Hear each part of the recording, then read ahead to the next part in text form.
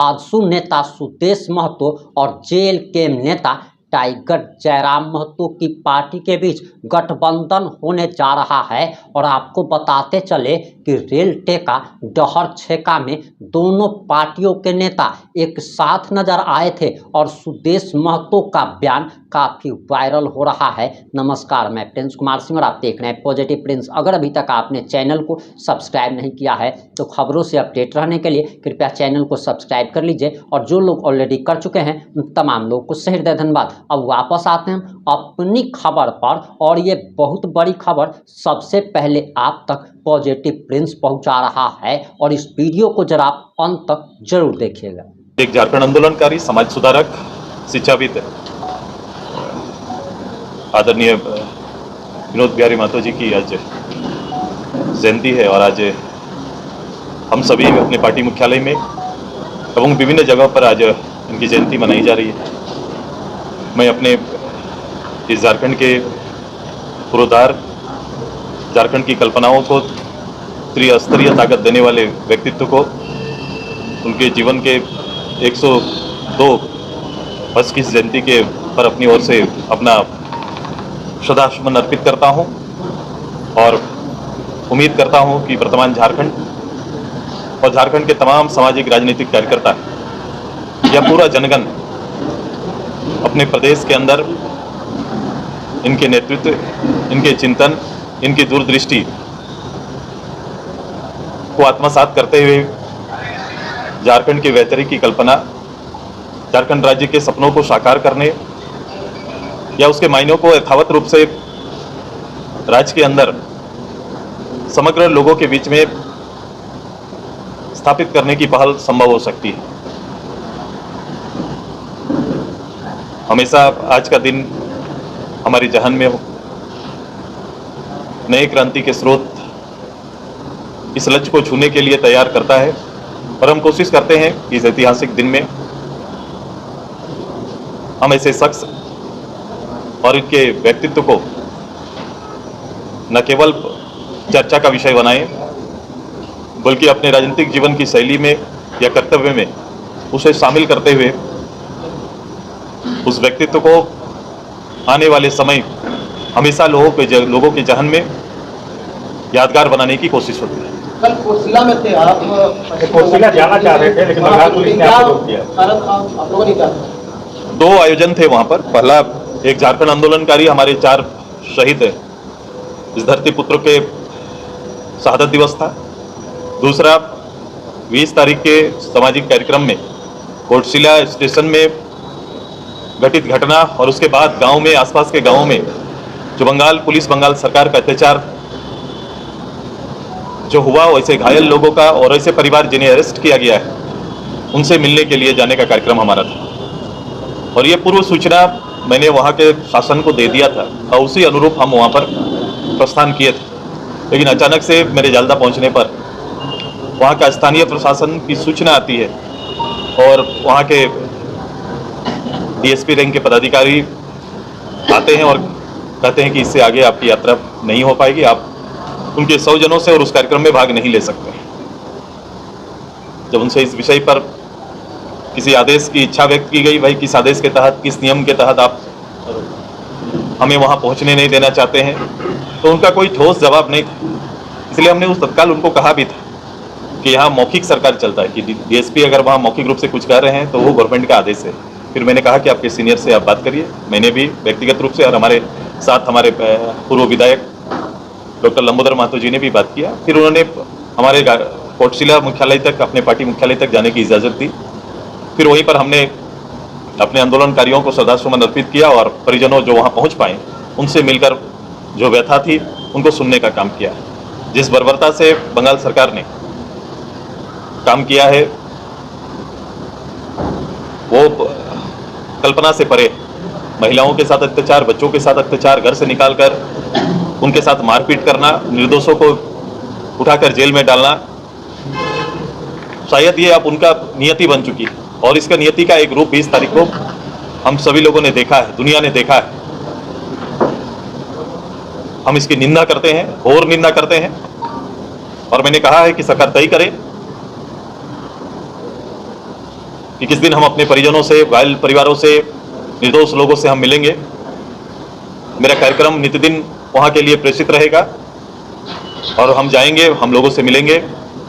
मैंने कल भी कहा था कि केस, मुकदमे, जेल, लाठी गोली से किसी आंदोलन को न पहले दबाया गया है न आगे दबाया जा सकता है।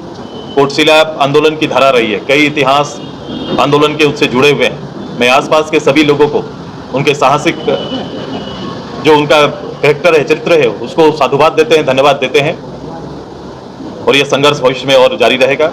ये तैयारी वहाँ के लोगों का है। दादा, झारखंड में कुर्मियों का इतना बड़ा आंदोलन, लेकिन कहीं भी कांग्रेस, झारखंड मुक्ति मोर्चा यानी क्या है, महागठबंधन साथ नहीं खड़ी हुई समाज। ये मुझसे ज्यादा उस गठबंधन के और उस पार्टियों के प्रमुख लोगों से आपको चर्चा करनी चाहिए, बात करनी चाहिए। जहां तक झारखंड मुक्ति मोर्चा की बात करेंगे तो झारखंड मुक्ति मोर्चा अपने दलीय, अपने विधान में लंबे समय तक इस बात की चर्चा करती रही है। इस संदर्भ में उनका चर्चा रहा है और वो सहमति जारी की अपने महाधिवेशनों में। ये संकल्प है उनका। उनके शीर्ष नेता आदरणीय गुरु जी का भी इस संदर्भ में न केवल राय है बल्कि इसके पक्षधर में से 2019 में भी मैंने एक इस संदर्भ में भारत सरकार को लिखी गई एक चिट्ठी, आप लोगों ने भी इसको गौर किया हो, जिस समय 2019 के तत्कालीन विपक्ष के नेता के हैसियत से वर्तमान राज्य के मुखिया, मुख्यमंत्री, उन्होंने सबसे ऊपर सिग्नेचर किया है, मतलब सहमति दिया है। अब वर्तमान में क्या ये पार्टी गुरुजी की पार्टी और उनके निर्णयों के साथ है, या 2019 के अपने इस समाज के पक्ष में दिए गए हस्ताक्षर वर्तमान मुख्यमंत्री 2019 और 24-25 में उनका बेसिक कैरेक्टर इस समाज को लेकर बदला हुआ है? ये सारे प्रश्न हैं और समाज, ये राज्य और लोग ये जानना चाहेंगे, ये पक्ष जानना चाहेंगे। कांग्रेस का भी वही है, यूं तो इतना बड़ा दर्द देने वाली कांग्रेस ही है और स्वीकार करने वाले भी हैं। जिस सूची की बात होती है या फिर जिस सूची से हटाने की बात होती है वो काल कांग्रेस का था, और उस समय जब इसे हटाने की बात और चर्चा लोकसभा के अंदर आई तो तत्कालीन 17 पार्लियामेंट मेंबर ने इस विषय को उठाया। तब तत्कालीन प्रधानमंत्री जवाहरलाल नेहरू जी ने ही इसे लिपिक भूल कहकर हाउस के अंदर जवाब दिया था। अभी वर्तमान में कांग्रेस के अध्यक्ष कौन है जो पूर्व में इस विषय के परिविकार रहा कर, लेकिन उनकी मौन अब किस बात की ओर इशारा कर रही है? पूरी पार्टी मौन क्यों है? ये सारे प्रश्न उनके लिए है, जनता भी पूछेगी और मुझे लगता है कि आपको भी उनसे इस विषय में स्पष्ट आना चाहिए कि उनका मत समय समय पर बदलता है। आवश्यकता के हिसाब से राजनीतिक दल अपने निर्णय लेते हैं, लेकिन ये विषय आवश्यकता के अनुसार नहीं है। ये विषय लंबे समय से संघर्षरत एक समाज का जो अधिकार है उसे पुनर्स्थापित करने की पहल है। दादा, एक तरफ आप लोग भी आंदोलन कर रहे हैं, दूसरी तरफ एसटी समाज भी आंदोलन में है और ये कह रहा है कि कुर्मी को एसटी का दर्जा नहीं मिलना चाहिए। देखो, इसको ये लड़ाई किस तरफ जाएगी? नहीं, इसको बड़ा ही गंभीरता से आप सभी को देखना पड़ेगा। आप जो लोग इस संदर्भ में जानते हैं, जो संदर्भ में चिंताएं करते हैं, मैं इसको आपको रिपीट किया था, आप सुने होंगे, मैं कई बार कहा, किसी की इच्छा मात्र से अनुसूचित जनजाति में किसी का नाम शामिल हो जाए ऐसा कभी हो नहीं सकता। उसके अपने तर्क तथ्य हैं, उसके आधार पर ही कोई दलील कोई दे सकता है या बात कर सकता है।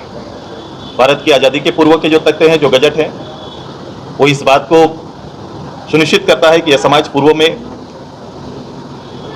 किस पोजीशन पर था, क्या अवस्था में था, किस श्रेणी में था, और एक उसके बाद जब 50-51 में इसे किस श्रेणी में रखा गया है। यह समाज वही मांग करता है, ये कोई काल्पनिक मांग है ही नहीं, और समाज इसी की लड़ाई लड़ रहा है। और मुझे लगता है कि सारे बड़े लीडर, मैं अभी की नहीं बात कर रहा हूँ, सारे बड़े लीडर जिनको राज्य की समझ, लोगों की समझ, समाज की समझ थी, वो सारे लोग इन तथ्यों से वाकिफ हैं। और कोई भी जब भी निर्णय आएगा तथ्यों के आधार पर ही निर्णय होगा, इसलिए किसी की क्षति या किसी का नुकसान इसका मकसद नहीं है। अपने सांस्कृतिक, अपने पहचान को अक्षुण्ण रखने के लिए एक समाज सामने आकर अपने अधिकार की मांग कर रहा है। सरकार में पहल हुई थी इसको लेकर 2004 में पहली बार लंबे समय के बाद विधानसभा के माध्यम से भारत सरकार को प्रेषित एक प्रस्ताव हमारा गया था। वो प्रस्ताव था उस समय मुंडा जी मुख्यमंत्री थे प्रदेश के। आजसू को लगता है नुकसान ज्यादा झेलना पड़ रहा है, कि बहुत सारे जो आदिवासी नेता है वो आजसू इस्तीफा दिए, रामगढ़ की आजसू पार्टी जो है कुर्मियों की पार्टी होकर रह गई है। ये ऐसा कभी हमारा संगठन और हमारी पार्टी, हमारा ऐसा कभी कोई एक विषय एक समाज को लेकर निहित नहीं है। हम संघर्ष के दौर में भी और राजनीतिक दौर में भी बहुआयामी समाज का नेतृत्व करने वाले ये संगठन है, जहां सभी के लिए अपनी बात रखने का अधिकार है। और आप देखेंगे कि हमारा जो बेसिक लाइन था, हमारा पंच लाइन होता था, जब हम डेवलपमेंट को फोकस करके जब हम काम करते थे तो पार्टी ने शिक्षा, हरियाली और विकास, ये हमारा नारा था। हमने वक्त के साथ राज्य के सामाजिक हालात को ध्यान में रखते हुए सोशल जस्टिस पर हम लोग ने चर्चा किया पार्टी के अंदर में, और सामाजिक न्याय को टेक लाइन तैयार किया। तो इसका केवल टेक लाइन नहीं है, हमारे पार्टी में पूरे राज्य भर में जितनी भी रीजनल या राष्ट्रीय पार्टी है, केवल अपना संगठन है जहां इन विषयों पर चर्चा होती है, बात होती है। और हमने इसको अपना संविधान का अंग बनाया है कि ऐसे छूटे हुए समाज के पक्ष में पार्टी को खड़ा होना, ये हमारा निर्णय है और हम लोग इस पे खड़े होते हैं। कोई काल्पनिक बातें समय समय पर उठने वाले विषयों पर ऐसे ही जाके खड़े नहीं हो जाते। कई पार्टियों के महाधिवेशन की शर्तें कुछ अलग है, यहाँ विषय कुछ अलग है। हमारा बिल्कुल महाधिवेशन में स्पष्ट है और ये लगातार कई महाधिवेशनों से ये हमारा विधान का अंग है और इसके लिए हमारा संघर्ष जारी है और हम लोग इसमें संघर्षरत हैं। चलिए एक अंतिम सवाल, जीएसटी का जो 4 स्लैब था और 2 स्लैब रख गया, फॉर्म आया है, उसको कैसे देख रहे हैं? एक अच्छी पहल है भारत सरकार की, जिसको लेकर वर्तमान अर्थव्यवस्था पर एक तो बड़ा चिंता का विषय था, लेकिन भारत सरकार ने न केवल भारत की अर्थव्यवस्था को संभाला बल्कि आम गरीब लोगों के ऐसे विषय जो उनके रोजमर्रा जीवन में उपयोगी विषय से लेकर उनके उपभोग और भौतिक विषयों पर भी एक बेहतर उत्सव का स्वरूप देते हुए जीएसटी में छूट दिया है। और एक बड़ी छूट और बड़ा अंतर आया है, जिसे आम गरीब को अपने भारत के अंदर में जो अपना जीवन को सफर करने में, जीवन को आगे ले जाने में और जीवन के कई भौतिक चीज़ों से खुद को कनेक्ट करने में, जोड़ने में, अपने आंगन में लाने में उनको बेहतर सुविधा होगी। ये तैयारी भारत सरकार ने, आदरणीय मोदी जी ने किया है। सरकार क्या रोजगार को लेकर कमिटेड है? चंद महीनों आपको नजर आया नहीं, ये सरकार को चंद महीने नहीं कहा जा सकता है। ये सरकार पिछले सरकार से कनेक्ट करके चली।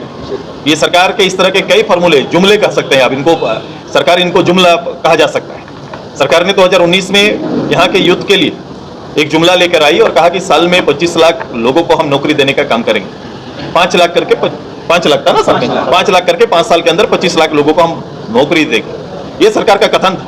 2022 ऐसा वर्ष आया जिसको नियुक्ति वर्ष के रूप में घोषणा किया गया। इसी सरकार ने, पिछली सरकार, इन्हीं की सरकार, यही गठबंधन, जिन्होंने एक साल को पूरा डिक्लेयर किया कि 2022 नियुक्तियों का वर्ष होगा। और मैंने चुनाव के अंत में विधानसभा के अंदर और बाहर भी आपको मैंने गिनती करके बताया था, ये सरकार 10,000 सरकारी नौकरी देने में भी सफल नहीं हुई थी। ये सरकार फिर आगे आई, फिर घोषणा हुआ, इस घोषणा में वो आंकड़ा घटा है, लेकिन आंकड़ा विद्यमान है। और आप देख रहे हैं कि यहाँ नौकरियां, जहां पर लाखों में खाली पद है, लेकिन नौकरियां सैकड़ों पे कहीं कहीं पर आपको दिखाई देती है और मंच सजता है और वहीं पर उत्सव पे मुख्यमंत्री, यहाँ के मंत्री शामिल होते हैं और खुद की शाबाशी और खुद का पीठ थपथपाने का काम कर रहे हैं। जो जिस प्रदेश के अंदर में 6, 7, 8 साल से और पूर्व में 2-3 साल कोविड के वर्ष रह गए, अगर इतने लंबे समय से नियुक्तियां ना हो, हर साल ग्रेजुएट, पोस्ट ग्रेजुएट या फिर नौकरी की तैयारी करने वाले बच्चे पास आउट करके इस बात का इंतजार करें कि सरकार का कब वैकेंसी आएगा, हम भरेंगे और हम अपना भविष्य को सुनिश्चित करेंगे, ऐसे सपने पालने वाले नौजवानों का भविष्य आज अंधकारमय है। और ऐसे बेटियों पर सपना देखने वाला माँ बाप भी आज निराश बैठे हुए हैं। ये मुझसे ज्यादा उस गठबंधन के और उस पार्टियों के प्रमुख लोगों से आपको चर्चा करनी चाहिए, बात करनी चाहिए। जहां तक झारखंड मुक्ति मोर्चा की बात करेंगे तो झारखंड मुक्ति मोर्चा अपने विधान में लंबे समय तक इस बात की चर्चा करती रही है।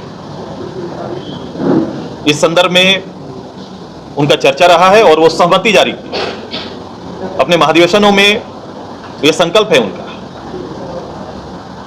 उनके शीर्ष नेता आदरणीय गुरु जी का भी इस संदर्भ में न केवल राय है बल्कि इसके पक्षधर में से 2019 में भी मैंने इस संदर्भ में भारत सरकार को लिखी गई एक चिट्ठी आप लोगों ने भी इसको गौर किया हो, जिस समय 2019 के तत्कालीन विपक्ष के नेता के हैसियत से वर्तमान राज्य के मुख्यमंत्री उन्होंने सबसे ऊपर सिग्नेचर किया है, मतलब सहमति दिया है। अब वर्तमान में क्या ये पार्टी गुरुजी की पार्टी और उनके निर्णयों के साथ है, या 2019 के अपने इस समाज के पक्ष में दिए गए हस्ताक्षर वर्तमान मुख्यमंत्री 2019 और 24-25 में उनका बेसिक कैरेक्टर इस समाज को लेकर बदला हुआ है? ये सारे प्रश्न हैं और समाज, ये राज्य और लोग ये जानना चाहेंगे, ये पक्ष जानना चाहेंगे। कांग्रेस का भी वही है, यूं तो इतना बड़ा दर्द देने वाली कांग्रेस ही है और स्वीकार करने वाले भी हैं। जिस सूची की बात होती है या फिर जिस सूची से हटाने की बात होती है वो काल कांग्रेस का था, और उस समय जब इसे हटाने की बात और चर्चा लोकसभा के अंदर आई तो तत्कालीन 17 पार्लियामेंट मेंबर ने इस विषय को उठाया। तब तत्कालीन प्रधानमंत्री जवाहरलाल नेहरू जी ने ही इसे लिपिक भूल कहकर हाउस के अंदर जवाब दिया था। अभी वर्तमान में कांग्रेस के अध्यक्ष कौन है जो पूर्व में इस विषय के परिविकार रहा कर, लेकिन उनकी मौन अब इस किस बात की ओर इशारा कर रही है? पूरी पार्टी मौन क्यों है? ये सारे प्रश्न उनके लिए हैं, जनता भी पूछेगी और मुझे लगता है कि आपको भी उनसे इस विषय में स्पष्ट आना चाहिए कि उनका मत समय समय पर बदलता है। आवश्यकता के हिसाब से राजनीतिक दल अपने निर्णय लेते हैं, लेकिन ये विषय आवश्यकता के अनुसार नहीं है। ये विषय लंबे समय से संघर्षरत एक समाज का जो अधिकार है उसे पुनर्स्थापित करने की पहल है। दादा, एक तरफ आप लोग भी आंदोलन कर रहे हैं, दूसरी तरफ एसटी समाज भी आंदोलन में है और ये कह रहा है कि कुर्मी को एसटी का दर्जा नहीं मिलना चाहिए। देखो, इसको ये लड़ाई किस तरफ जाएगी? नहीं, इसको बड़ा ही गंभीरता से आप सभी को देखना पड़ेगा। आप जो लोग इस संदर्भ में जानते हैं, जो संदर्भ में चिंताएं करते हैं, मैं इसको आपको रिपीट किया था, आप सुने होंगे, मैं कई बार कहा, किसी की इच्छा मात्र से अनुसूचित जनजाति में किसी का नाम शामिल हो जाए ऐसा कभी हो नहीं सकता। उसके अपने तर्क तथ्य हैं, उसके आधार पर ही कोई दलील कोई दे सकता है या बात कर सकता है। भारत की आज़ादी के पूर्व के जो तथ्य हैं, जो गजट है, वो इस बात को सुनिश्चित करता है कि यह समाज पूर्व में किस पोजीशन पर था, क्या अवस्था में था, किस श्रेणी में था, और एक उसके बाद जब 50-51 में इसे किस श्रेणी में रखा गया है। यह समाज वही मांग करता है, ये कोई काल्पनिक मांग है ही नहीं, और समाज इसी के लड़ाई लड़ रहा है। अब मुझे लगता है कि सारे बड़े लीडर, मैं अभी की नहीं बात कर रहा हूँ, सारे बड़े लीडर जिनको राज्य की समझ, लोगों की समझ, समाज की समझ थी, वो सारे लोग इन तथ्यों से वाकिफ हैं। और कोई भी जब भी निर्णय आएगा तथ्यों के आधार पर ही निर्णय होगा। इसलिए किसी की क्षति या किसी का नुकसान इसका मकसद नहीं है। अपने सांस्कृतिक, अपने पहचान को अक्षुण्ण रखने के लिए एक समाज सामने आकर अपने अधिकार की मांग कर रहा है। सरकार में पहल हुई थी इसको लेकर 2004 में पहली बार लंबे समय के बाद विधानसभा के माध्यम से भारत सरकार को प्रेषित एक प्रस्ताव हमारा गया था। वो प्रस्ताव था, उस समय मुंडा जी मुख्यमंत्री थे प्रदेश। आजसू को लगता है नुकसान ज्यादा झेलना पड़ रहा है। लोग बहुत सारे जो आदिवासी नेता है वो आजसू पार्टी, रामगढ़ की आजसू पार्टी जो है कुर्मियों की पार्टी होकर रह गई है। ये ऐसा कभी हमारा संगठन और हमारी पार्टी, हमारा ऐसा कभी कोई एक विषय एक समाज को लेकर निहित नहीं है। हम संघर्ष के दौर में भी और राजनीतिक दौर में भी बहुआयामी समाज का नेतृत्व करने वाले ये संगठन है, जहां सभी के लिए अपनी बात रखने का अधिकार है। और आप देखेंगे कि हमारा जो बेसिक लाइन था, हमारा पंच लाइन होता था, जब हम डेवलपमेंट को फोकस करके जब हम काम करते थे, तो पार्टी ने शिक्षा, हरियाली और विकास, ये हमारा नारा था। हमने वक्त के साथ राज्य के सामाजिक हालात को ध्यान में रखते हुए सोशल जस्टिस पर हम लोग ने चर्चा किया पार्टी के अंदर में, और सामाजिक न्याय को टेकलाइन तैयार किया। तो इसका केवल टेकलाइन नहीं है, हमारे पार्टी में पूरे राज्य भर में जितनी भी रीजनल या राष्ट्रीय पार्टी है, केवल अपना संगठन है जहां इन विषयों पर चर्चा होती है, बात होती है, और हमने इसको अपना संविधान का अंग बनाया है कि ऐसे छूटे हुए समाज के पक्ष में पार्टी को खड़ा होना, ये हमारा निर्णय है और हम लोग इस पे खड़े होते हैं। कोई काल्पनिक बातें समय समय पर उठने वाले विषयों पर ऐसे ही जाके खड़े नहीं हो जाते। कई पार्टियों के महाधिवेशन की शर्तें कुछ अलग है, यहाँ विषय कुछ अलग है। हमारा बिल्कुल महाधिवेशन में स्पष्ट है और ये लगातार कई महाधिवेशनों से ये हमारा विधान का अंग है और इसके लिए हमारा संघर्ष जारी है और हम लोग इसमें संघर्षरत हैं। चलिए एक अंतिम सवाल, जीएसटी का जो 4 स्लैब था और 2 स्लैब रह गया, फॉर्म आया है, उसको कैसे देख रहे हैं? एक अच्छी पहल है, एक अच्छी पहल है भारत सरकार की, जिसको लेकर वर्तमान अर्थव्यवस्था पर एक तो बड़ा चिंता का विषय था, लेकिन भारत सरकार ने न केवल भारत की अर्थव्यवस्था को संभाला बल्कि आम गरीब लोगों के ऐसे विषय जो उनके रोजमर्रा जीवन में उपयोगी विषय से लेकर उनके उपभोग और भौतिक विषयों पर भी एक बेहतर उत्सव का स्वरूप देते हुए जीएसटी में छूट दिया है और एक बड़ी छूट और बड़ा अंतर आया है, जिसे आम गरीब को अपने भारत के अंदर में जो अपना जीवन को सफर करने में, जीवन को आगे ले जाने में और जीवन के कई भौतिक चीज़ों से खुद को कनेक्ट करने में, जोड़ने में, अपने आंगन में लाने में उनको बेहतर सुविधा होगी। ये तैयारी भारत सरकार ने आदरणीय मोदी जी ने किया है। सरकार क्या रोजगार को लेकर कमिटेड है? चंद महीनों में आपको नजर आया? नहीं, ये सरकार को चंद महीने नहीं कहा जा सकता है। ये सरकार पिछले सरकार से कनेक्ट करके चली।